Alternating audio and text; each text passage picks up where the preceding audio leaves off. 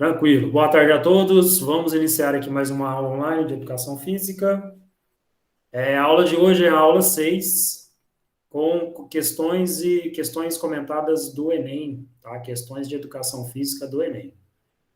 Vamos fazer aí o comentário da aula 4 e aula 5, e eu já vou disponibilizar as questões da aula 6 para vocês treinarem aí e chegarem no exame cada vez mais preparados. Certo? Bom, na semana 4, na aula 4, a primeira questão era sobre esporte e ela foi utilizada no exame de 2014. Então já tem um tempinho aí que essa questão ela foi utilizada em um exame, mas o tema é muito atual, né? Esporte sempre cai no Enem, então é importante a gente conhecer. Texto de apoio. A história do futebol é uma triste viagem do prazer ao dever. Ao mesmo tempo em que o esporte se tornou indústria, foi desterrando a beleza que nasce da alegria de jogar só pelo prazer de jogar. Neste mundo do fim do século, o futebol profissional condena o que é inútil, o que é rentável, o que não é rentável. Ninguém ganha nada com essa loucura que faz com que o homem seja menino por um momento, jogando como menino, que brinca com um balão de gás e como o gato que brinca com um novelo de lã. Bailarino que dança como uma bola leve, como um balão que sobe ao ar e o novelo que roda. Jogando sem saber que joga. Sem motivo, sem relógio, sem juiz. O jogo se transformou em um espetáculo, com poucos protagonistas e muitos espectadores. Futebol para olhar. E o espetáculo se transformou num dos negócios mais lucrativos do mundo, que não é organizado para ser jogado, mas para impedir que se jogue. A tecnocracia do esporte profissional foi impondo um futebol de pura velocidade e muita força, que renuncia à alegria, atrofia a fantasia e proíbe a ousadia. As transformações que marcam a trajetória histórica do futebol, especialmente aquelas identificadas no texto, se caracterizam pelo. Aqui eu percebi que vocês colocaram a alternativa D. A alternativa D que fala sobre. Deixa eu aceitar aqui. Mais gente que está entrando na aula. Isso.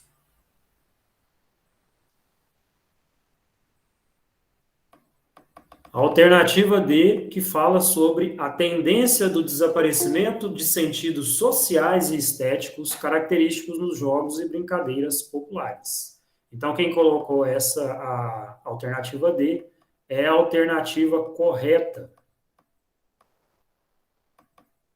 Por que que ela é correta? Porque o futebol mercadoria ele é transmitido massivamente e isso apaga os sentidos sociais e pessoais da prática.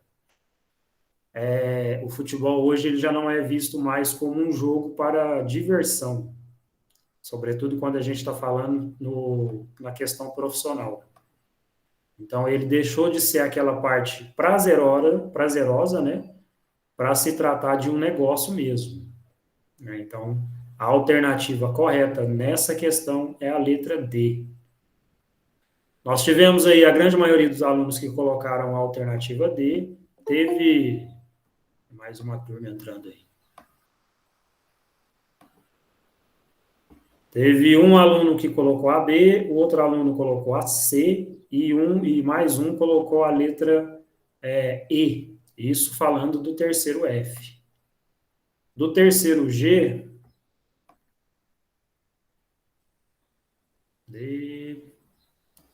apenas um aluno colocou a D, a E, aliás, e dois alunos colocaram a letra A.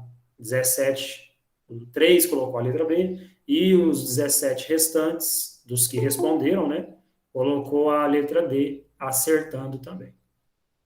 Certo? Beleza. A segunda questão, deixa eu aceitar mais uma turma aqui.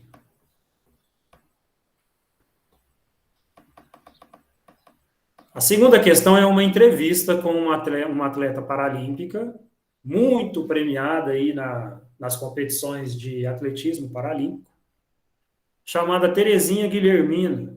A Terezinha Guilhermina é uma das atletas mais premiadas da história paralímpica do Brasil.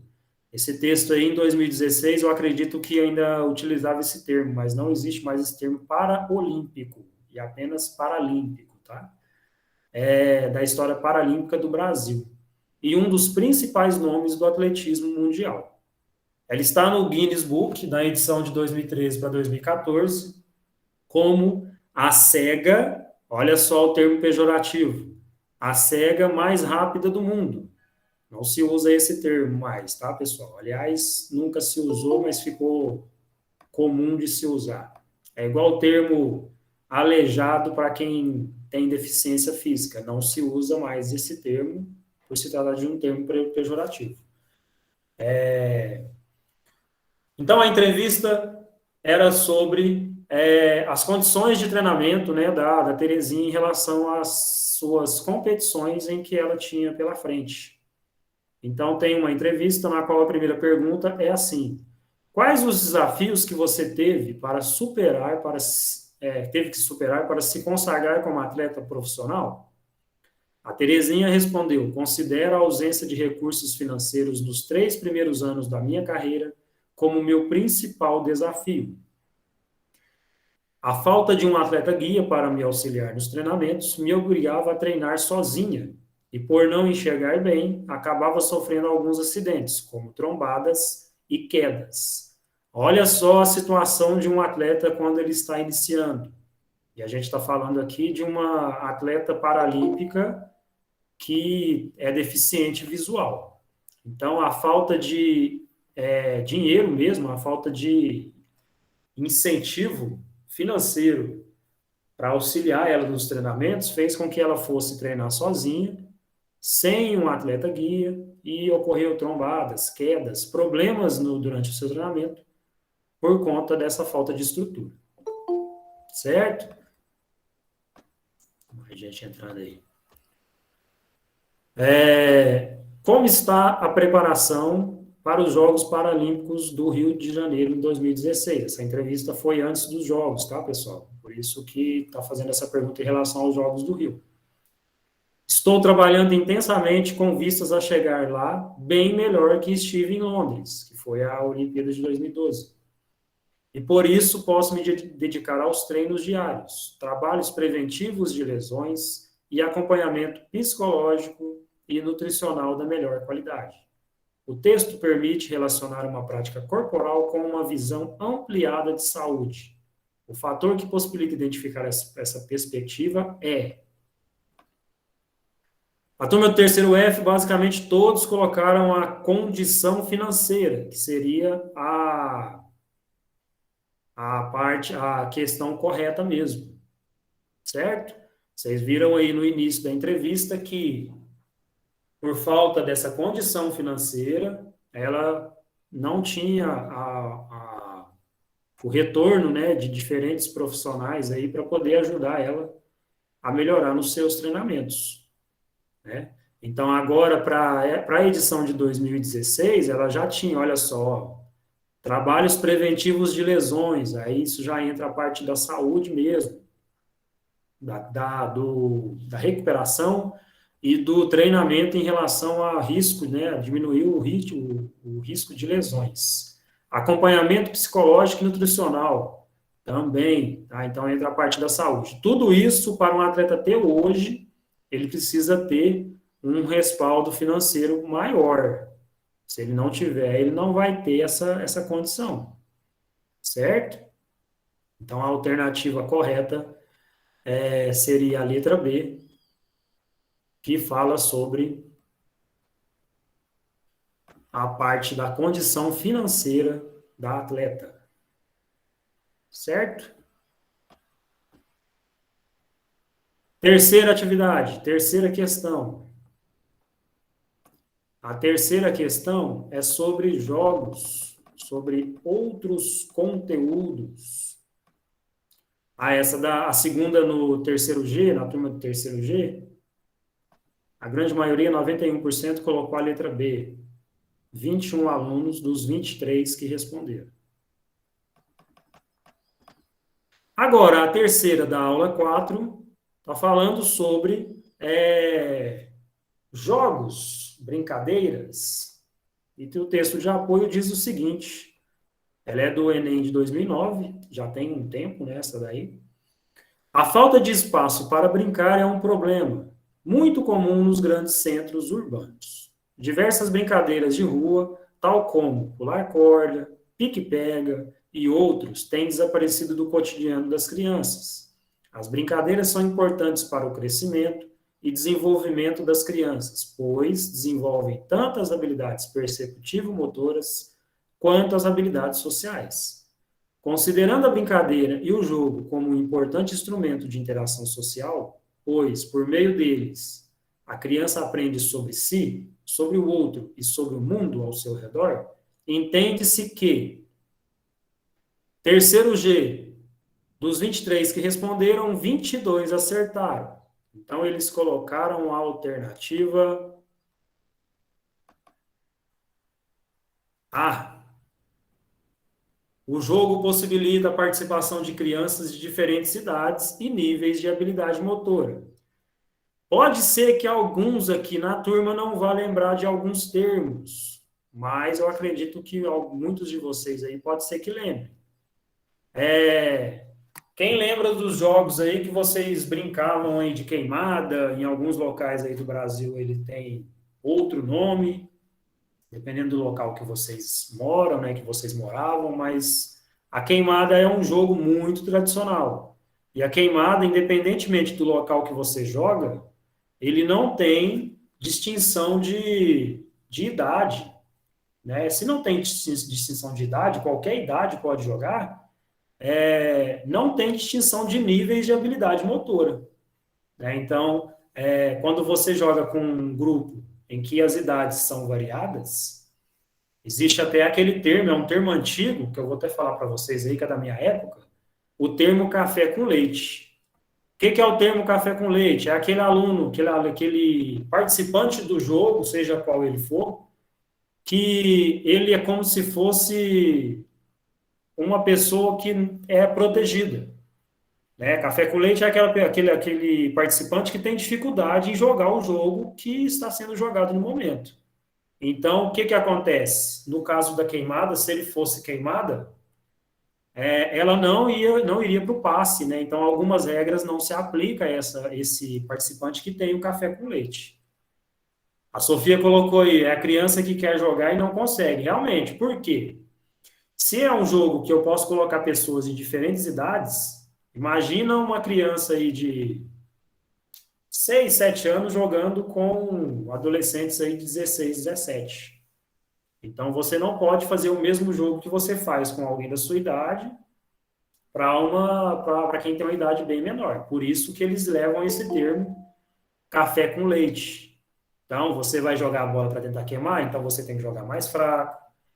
Caso ela seja queimado, ela nem vá para o passe, né, que é a regra do jogo. Então, para ela poder participar desse jogo, ela tem algumas regrinhas diferentes.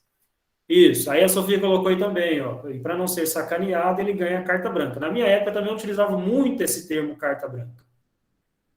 Então, nada mais é do que o próprio café com leite. Só a nomenclatura que muda aí. Não, principalmente na questão da queimada, né? Que é um jogo agressivão, que, tipo assim, você joga a bola com força nas pessoas, tem uma criança de 6 anos ali no meio, você vai jogar a bola com força na criança de 6 Isso anos. acontece muito quando tem reunião de famílias, ou não sei se é o caso de vocês aí, existe alguns bairros aqui em Uberaba, ou em alguns outros locais também, que o pessoal ainda faz brincadeiras de rua. E nessa brincadeira de rua tem um menino lá de 15 que mora na casa X, tem um outro menino de 10 que mora na casa Y, e tem aquele outro menininho lá que mora em outra casa lá que tem 8 anos. Então, por exemplo, a força de um aluno de 15 é muito maior do que um de 8. Então, eles usam esses termos justamente por isso, para modificar as regras para esses participantes que têm maior dificuldade ou não estão no mesmo nível dos outros. Certo? Na escola não acontece isso, mas não acontece tanto em relação à idade. Só por conta do nível de aprendizado mesmo. Beleza? Então, a alternativa correta seria a letra A. O jogo possibilita a participação de crianças de diferentes idades. Diferentes idades e níveis de habilidade motora. Certo? Bom, na aula 4 era isso. Deixa eu ver aqui na aula 4 aqui do terceiro F, quem colocou? 95%, 22 alunos. É isso. E do terceiro G, 94%, 16 alunos responderam corretamente, apenas um errou. Bom, vamos para a aula 5. Na aula 5, a primeira pergunta. Essa é antiga, hein, pessoal? Tanto a pergunta quanto o assunto. Ela é do Enem de 2002, antiguíssima. E naquela época não era o INEP também, mas tinha algumas bancas, né, que a gente fala, que elaboravam as questões do Enem. E essa quem elaborou foi a CES Gran Rio. Em 1958, foi campeão mundial pela primeira vez. O texto foi extraído da crônica A Alegria de Ser Brasileiro. É sobre esporte, tá, gente? Futebol também. Crônica A Alegria de Ser Brasileiro, do dramaturgo Nelson Rodrigues. Esse cara é famoso em fazer crônica. E fazia muita crônica de futebol também. Publicada naquele ano pelo jornal Última Hora. Agora, com a chegada da equipe imortal, as lágrimas rolam. Convenhamos que a seleção as merece. Merece por tudo, não só pelo futebol, que foi o mais belo que os olhos mortais já contemplaram, como também pelo seu maravilhoso índice disciplinar. Até este campeonato, o brasileiro julgava-se um cafajeste nato e hereditário. Gente, isso aqui falando sobre o futebol e a prática do futebol lá na época do primeiro título brasileiro na Copa do Mundo, em 1958. Então, naquela época, lá tinha essa fama aí do brasileiro ser um cafajeste nato e hereditário, tá? Sobretudo os que jogavam futebol. Olhavam o inglês e tinham-lhe inveja.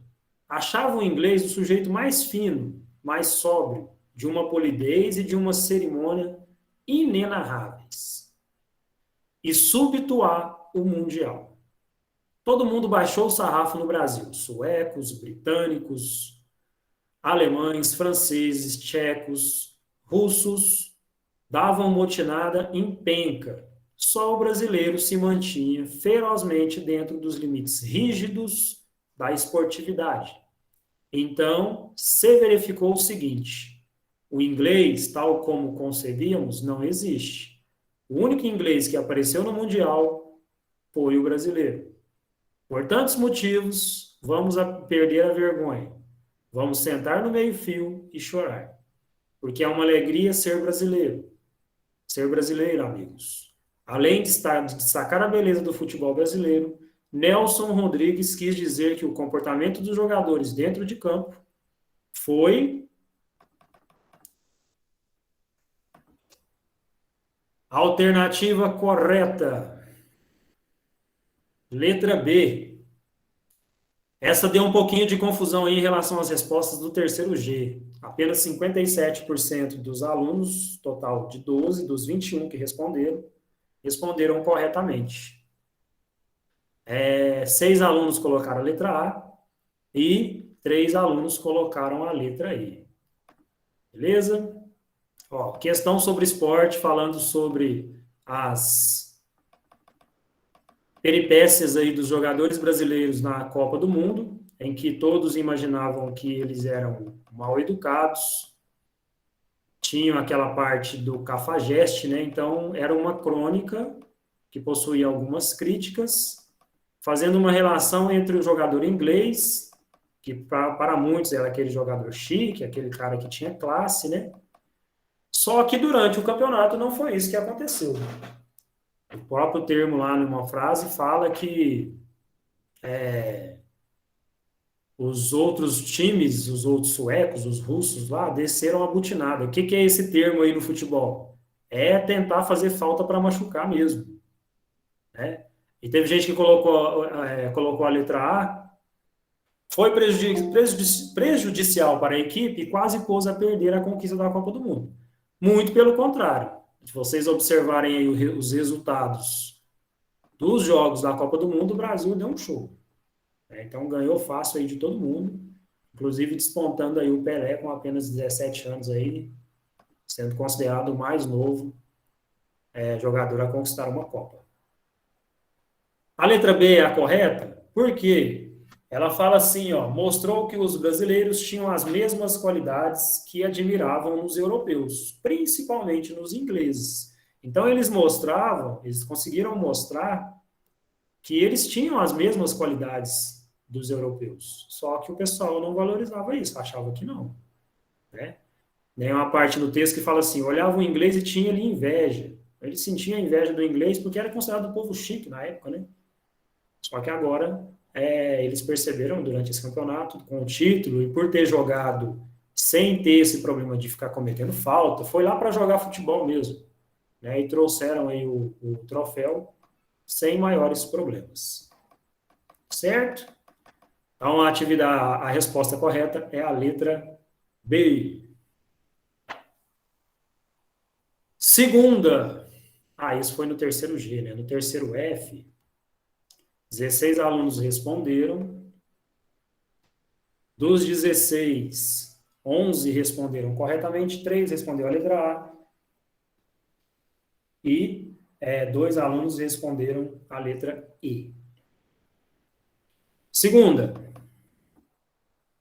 a mídia divulga a exaustão, ó, questão de 2019, essa daqui é recente, hein? É uma questão recente. A mídia divulga a exaustão, um padrão corporal determinado, questão sobre saúde, viu, gente? Padrão único, branco, jovem, musculoso e, especialmente, no caso do corpo feminino, magro. Pesquisas apontam para o fato de que esse padrão de beleza divulgado se aplica apenas de 5 a 8% da população mundial. Então, existe essa propaganda aí do corpo perfeito, da pessoa perfeita, só que em pesquisa, essa definição de corpo perfeito, né, de corpo correto, é apenas de 5 a 8% da população mundial. Então, é uma propaganda errada da história, né? Especialmente no Brasil, onde a diversidade é uma característica marcante, a mídia, no geral, acaba por mostrar-se desprezo pela riqueza de tipos, de raças, pela própria mestiçagem, insistindo no padrão único de beleza tanto para mulheres quanto para homens. Em relação aos aspectos do padrão corporal dos brasileiros, compreende-se que esta população, ó, na turma do terceiro F, todos acertaram. Dos 16 alunos que responderam, todos acertaram essa questão. Parabéns aí, galera. E na turma do terceiro G, todos os 21 alunos responderam a resposta correta, que é a letra A. Então, questão de saúde, falando sobre os padrões de beleza, respondeu certo quem respondeu a letra A, que a população brasileira ela é caracterizada pela sua rica diversidade. Letra B não é, ó, posições em sua maioria mulheres obesas. Não. Está devidamente representada na grande mídia. Pelo contrário, a grande mídia passa, como foi falado lá no texto, a pesquisa mostra que de 5 a 8% apenas encaixa nos padrões de beleza que a mídia representa. Tem padrão de beleza idêntico aos demais países? Também não. É composta, na maioria, por pessoas brancas e magras. O Brasil não é composta, na sua maioria, por pessoas brancas e magras, né? Só vocês andar um pouquinho na rua aí que vocês vão entender do que a gente está falando. Certo? Então, a segunda questão era bem tranquila aí de responder. Só uma questão de ler e imaginar a realidade em que vocês vivem, em que nós vivemos, né? Questão número 3. Questão sobre dança. Enem de 2016. Se o dançarino já preparou toda a sensação antes, ele não está no vazio. Já está acabado. No momento, vazio é o seu corpo que está dizendo algo, não é você. Quando o autor está neste momento de desistir, é neste momento que ele deve continuar. É neste momento que ele chega, que chega algo para quem está assistindo. Não importa tanto a coreografia e todo esse trabalho. O mais importante é isso, o vazio. E como você continua com isso? O texto considera que um corpo vazio, vazio de som, de sentimento e de pensamento, pode fazer qualquer coisa. Nessa concepção, a atuação do dançarino alcança o ápice de... Pessoal, quem faz ou já fez aula de dança aqui na sala? Coloca aí para nós. André, pode falar, André. Eu já fiz eu faço aula de dança, professor. Você faz aonde? Faço arte e movimento. Arte e movimento. Arte e movimento tem muitos ensaios e muitas apresentações no decorrer do ano, não tem? Sim, normalmente os ensaios ficam mais no final do ano, mas normalmente tem. Então, existem campeonatos também, né? Sim, existem. Deu uma parada aí na pandemia, mas geralmente acontece. Então, a parte de dança não é simplesmente, o André pode me desmentir, não é simplesmente você ensaiar, chegar na hora lá e fazer a sua dança e não sentir nada. Para você fazer dança, você sente alguma coisa, não é isso, André? Sim, tem que ter um sentimento, porque senão fica uma coisa muito robótica. Isso, exatamente. Fica uma coisa muito... Vou falar nem robótica, não. Tem semelhança com robótica. Fica uma coisa mecanizada. Eu vou chegar lá, vou fazer a coreografia e vou embora. Sem demonstrar nenhum tipo de sentimento e sem sentir nada a hora que eu estou dançando. Eu acho que é meio difícil quem faz dança não sentir nada. Simplesmente chegar lá e repetir os gestos que, às vezes, o professor lá, o instrutor, está pedindo para você repetir. Então, dança, existe um sentimento dentro aí. E se você deixa de sentir esse sentimento na hora que você está apresentando, você, como o texto fala, né? Você morreu, você está acabado. E essa parte que fala sobre esse sentimento é a segunda alternativa, a letra B, que fala sobre transcendência de si. Você, muitas das vezes, você nem percebe que está fazendo aquele movimento, mas você está sentindo ele. Então, a parte que fala sobre essa questão aí do sentimento, do pensamento, do próprio som, o dançarino ele sente isso quando acontece essa situação, a transcendência dele mesmo. Então, todos vocês colocaram aí a alternativa correta, no caso do terceiro G, que era a letra B. Dos 21 que responderam, todos responderam a letra B. E a do terceiro F, apenas um aluno colocou a ausência de comunicação. Então, houve uma certa confusão aí em relação às alternativas. Certo? Vamos ver. Deixa eu voltar aqui na questão.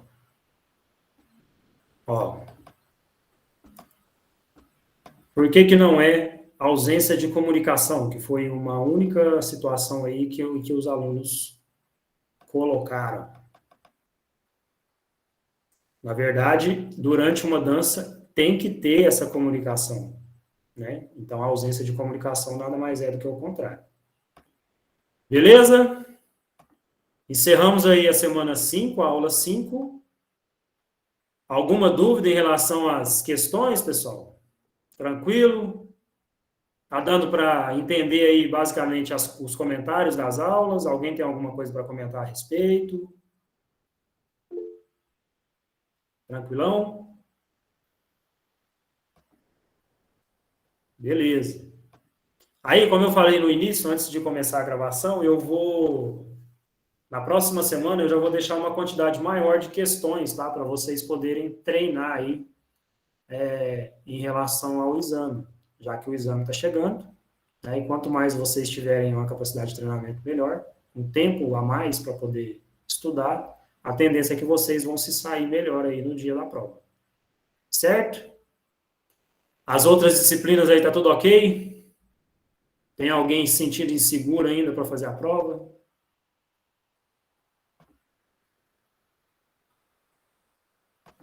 Teve gente que colocou aí no início aí que não está muito preparado, né? A Jaiane, né, Jaiane? Não, professor, mas insegurança é óbvio, né? Sempre vai ter, eu acho. Não é possível. Um pouquinho sim, né? Mas a gente tem que fazer o possível para chegar o mais preparado possível. Eu acho que esse ano é um monte, viu? Comum mesmo, assim. A pressão de que, tipo, meu Deus do céu, não vou conseguir nunca na minha vida, mas tá tudo bem.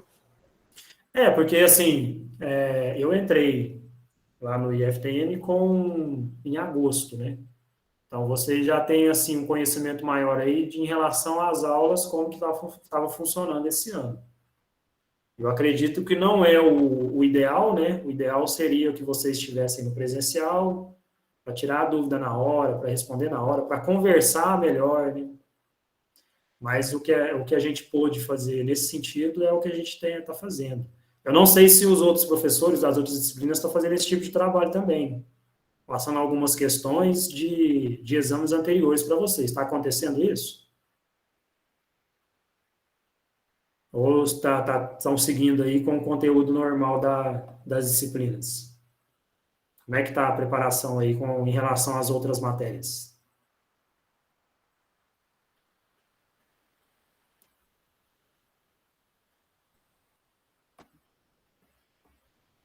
Tranquilo, pessoal? Tem gente que não fala nada. Vai terminar o ano e eu não vou escutar a voz de gente aqui que não vai ouvir nada. Mais ou menos. Assim, acredito, pelo nível que eu já percebi que vocês têm em relação aos conteúdos, acredito que vocês vão se sair bem, sim. A gente percebe aí pelas questões, pelas respostas. Acredito também que vocês não tenham procurado respostas na internet em relação às questões. É um teste mesmo, é um treinamento mesmo. Então, muitas das vezes, nem é muito interessante. Vocês nem devem ficar muito preocupados assim, caso erre, porque é um treinamento. Errou, dá uma olhada lá na resposta, vê o que você errou e por que você errou. Entendeu? Em relação às notas, eu acho que vocês não precisam ficar muito preocupados em relação às notas, não, porque eu acho que a grande maioria de vocês aqui já vai conseguir a pontuação para poder passar de ano. Isso está bem claro aí para todos. Tem alguns casos aí, mas são casos que não participam das aulas e a gente já foi atrás e muitos deles aí, às vezes, até já desistiu. Né? Mas os que participam, os que fazem as atividades, questão de nota, vocês não precisam preocupar. A preocupação maior mesmo é em estar bem preparado aí para poder fazer o exame aí, o melhor de vocês aí possível. Certo? Já está liberada aí a atividade da aula 6, as 3 perguntas da aula 6, e na próxima aula a gente faz um comentário a respeito delas. Certinho?